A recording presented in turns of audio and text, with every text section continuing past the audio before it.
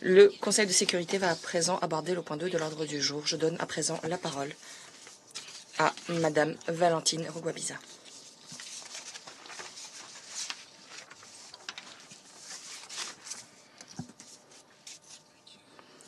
Merci beaucoup. Merci, Monsieur le Président. Votre Excellence, Monsieur le Président du Conseil de sécurité, Monsieur l'ambassadeur Fokong, Mesdames et Messieurs les membres du Conseil de sécurité, Votre Excellence, Monsieur l'ambassadeur Marius Zeswe, représentant permanent de la République centrafricaine. Monsieur le Président, je voudrais féliciter la Chine pour son accession à la présidence du Conseil de sécurité pour le mois de février. Je profite également de cette occasion pour faire part de ma gratitude au Conseil, de son soutien inlassable apporté à la MINUSCA par le biais d'un vote unanime sur la prorogation du mandat. J'ai l'honneur aujourd'hui de présenter le dernier rapport du secrétaire général et de présenter un point sur l'évolution récente de la situation politique et sécuritaire, et également sur les efforts de la MINUSCA pour mettre en œuvre ce mandat. Il y a 9 jours, une patrouille de longue distance du contingent tunisien est tombée dans une embuscade près de Zobacinda, à environ 50 km au nord-est de Ndélé, dans la préfecture de Bamingui-Bangoran, tandis que cette patrouille s'acquittait d'une mission de protection des civils. Des éléments armés ont ouvert le feu sur la patrouille, ce qui a entraîné le décès tragique de Seyfeddine Amrita, un casque bleu de 29 ans. Je condamne fermement cette attaque et j'adresse mes condoléances les plus sincères à la famille et au gouvernement de Tunisie. Je réitère mon appel lancé au gouvernement et aux autorités de République centrafricaine pour qu'ils déploient tous les efforts possibles pour enquêter sur cet épisode et pour que les auteurs de cette abominable attaque rendent des comptes. Cet incident vient de nous rappeler la dure réalité, celle des sacrifices consentis par ceux qui sont en première ligne dans les opérations de maintien de la paix. Et je voudrais rendre hommage à tous les pays fournisseurs de contingents et de personnel de police et les remercier de leur soutien inlassable apporté à la paix en République centrafricaine. Monsieur le Président, Mesdames et Messieurs les membres du Conseil, en 2025, la République centrafricaine organisera des élections locales, législatives et présidentielles. Le cycle électoral à venir constitue une occasion à saisir essentielle pour consolider les progrès qui ont été observés dans la remise en place de l'autorité de l'État et pour jeter les bases d'une gouvernance décentralisée. Ainsi, l'organisation d'élections sûres, transparentes et inclusives contribuera à répondre aux causes profondes du conflit récurrent en République centrafricaine. Je suis très heureuse de vous signaler que des progrès ont été observés dans la mise en œuvre du processus électoral.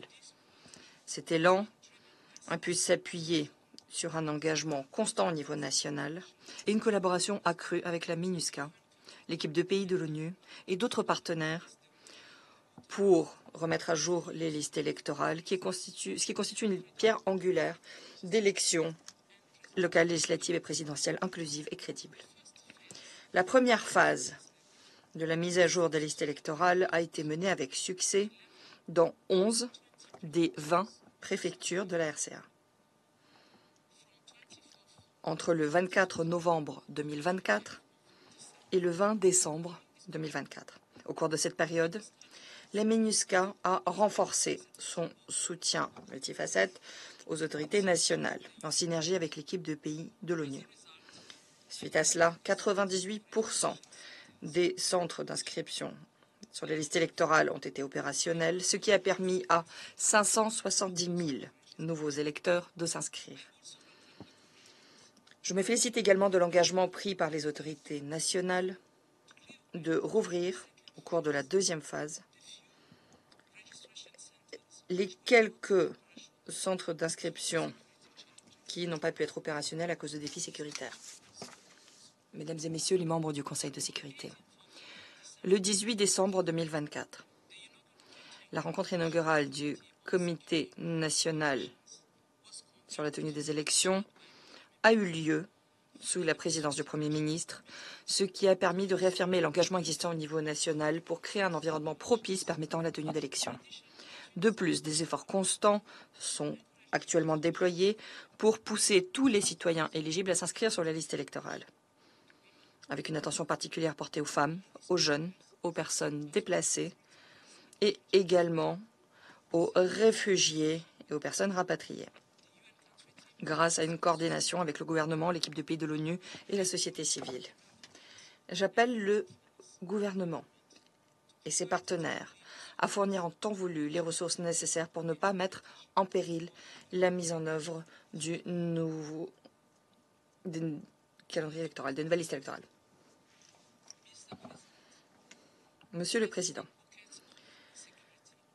les poches d'insécurité qui persistent, en particulier dans des zones où les groupes armés se lancent dans des opérations relevant de la prédation pour contrôler les sites miniers et les couloirs de transhumance, restent un problème très préoccupant. La situation sécuritaire s'est améliorée en République centrafricaine, mais la situation reste fragile dans les zones frontalières. La MINUSCA continue à y travailler en étroite collaboration avec le gouvernement pour renforcer et étendre une présence effective de l'autorité de l'État. Le 17 janvier, l'inauguration par le Premier ministre du tout premier poste frontière multiservice en République centrafricaine, construit et équipé par la MINUSCA dans la localité de Bambéré, à la frontière avec le Tchad, représente un jalon essentiel. Ainsi, la mise en œuvre de la politique de gestion des frontières nationales de la République centrafricaine nécessite un soutien supplémentaire. Et cela implique le fait de répliquer cette initiative modèle pour faciliter le contrôle des frontières et répondre aux menaces transfrontalières, notamment dans le nord-est, où l'on observe un effet de contagion du conflit au Soudan, un phénomène qui constitue une menace très présente. À cet égard, je voudrais me féliciter des mesures positives prises par le gouvernement de la République centrafricaine pour accroître sa coopération sécuritaire avec les pays voisins. Monsieur le Président, Mesdames et Messieurs les membres du Conseil,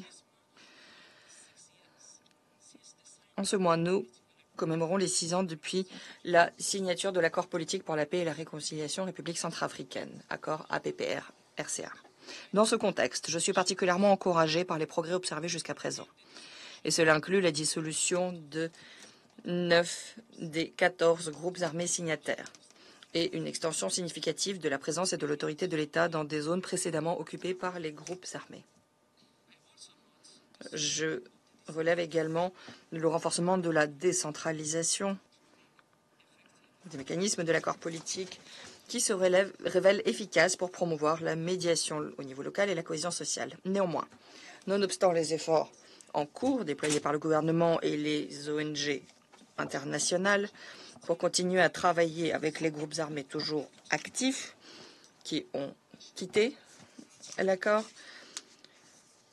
je voudrais dire que les résultats ne se matérialisent pas encore tout à fait. Il faut d'urgence renforcer la mobilisation politique, en particulier de la part des garants de cet accord politique, à savoir l'Union africaine et la communauté économique des États d'Afrique centrale, pour faciliter le retour des leaders des groupes armés concernés au sein de l'accord et pour permettre le désarmement à long terme et la démobilisation de leurs éléments. Par ailleurs, il faut progresser bien plus en matière de lutte contre l'impunité et promouvoir la justice transitionnelle, qui constitue une composante clé de l'accord politique. J'appelle le gouvernement de la République centrafricaine pour qu'il accélère l'opérationnalisation de la commission Vérité, Justice, Réparation et Réconciliation grâce à la désignation effective de nouveaux commissaires. Je profite également de cette occasion pour souligner le besoin urgent pour la Cour pénale spéciale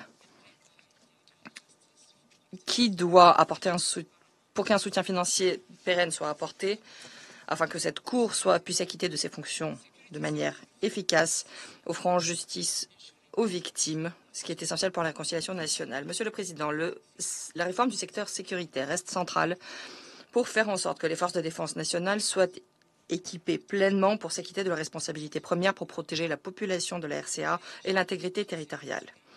La validation de cadres sécuritaires clés au cours de la période d'examen précédente constituait une avancée significative.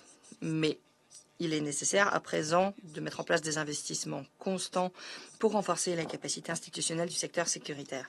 Et cela inclut la formation et la professionnalisation des forces de défense nationales.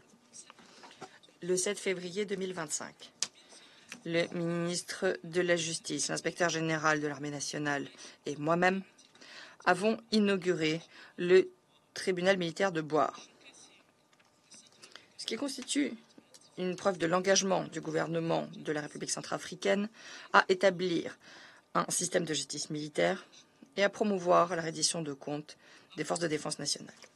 Néanmoins, le recrutement dans les forces de défense nationale d'éléments ayant précédemment appartenu à des groupes d'autodéfense, en dehors du cadre réglementaire et avec une supervision limitée, risque de saper les progrès observés dans la réforme du secteur sécuritaire.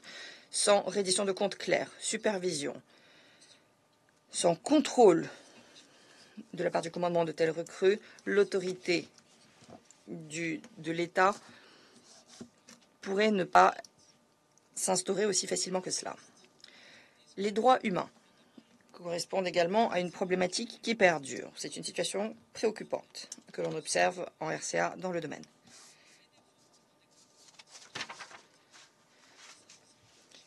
Les crimes qui ont été commis doivent trouver réponse et impliquent une reddition de comptes. J'appelle le gouvernement à poursuivre des mesures décisives pour répondre aux violations observées pour que tous les auteurs répondent de leurs actes. Je me félicite de l'adoption à l'unanimité par l'Assemblée nationale le 27 décembre 2024 d'un texte de loi historique sur la promotion et la protection des défenseurs des droits humains en République centrafricaine. Je me félicite de ce jalon essentiel qui illustre l'engagement existant en République centrafricaine autour de la question des droits humains, conformément à la politique nationale en matière de droits humains et son plan d'action sur 5 ans. Monsieur le Président, si nous nous tournons vers l'avenir, je voudrais dire que l'allocation des ressources appropriées et en temps voulu à la mission reste essentielle pour consolider la sécurité et la stabilisation en République centrafricaine.